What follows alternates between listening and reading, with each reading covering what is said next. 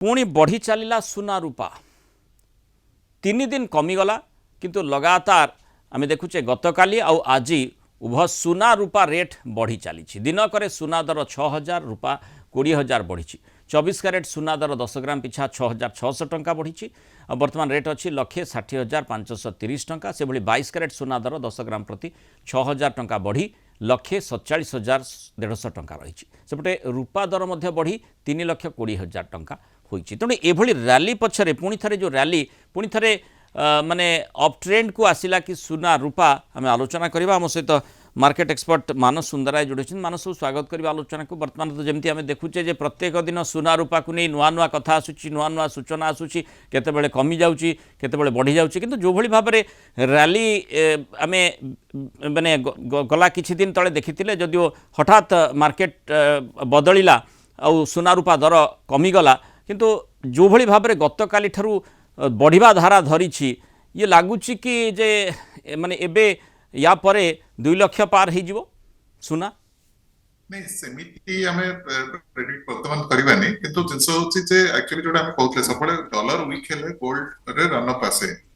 जोडा हमें लास्ट गोटे दिन वेट करले जे यूएस गवर्नमेंट रे शटडाउन हे जेतला सेति में ताकर इकोनॉमिक डाटा आसी नतला आज्ञा वर्तमान ताकर इकोनॉमिक जो नंबर्स आसी से नंबर से खास नहीं नंबर्स वीक अछि तो नंबर से तो खराब अछि लागुची फेडरल रिजर्व भी डॉलर को भी जो इंटरेस्ट रेट नेकी टिके डवी स्टैंड रखियो माने टिके सॉफ्टर स्टैंड रखियो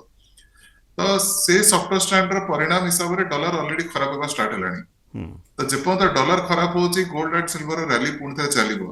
अब प्रेडिक्शंस हिसाब रे भी जदी देखिबे गोल्डमैन सैक्स का से तो काफी बोल्ड प्रेडिक्शंस करूछंती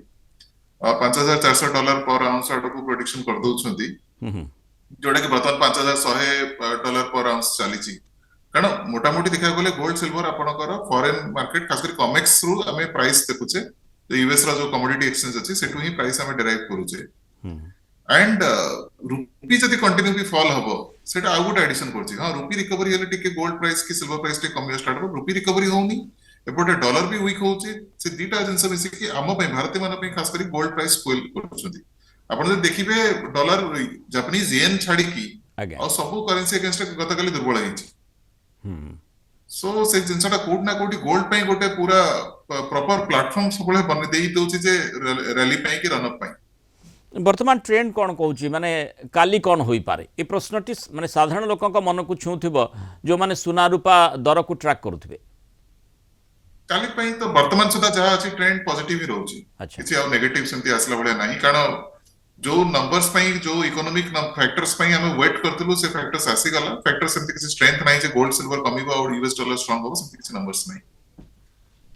तेणु यही भली भाव में दर बढ़िबार संभावना आपण कहउचंदी खूब अधिक रहउची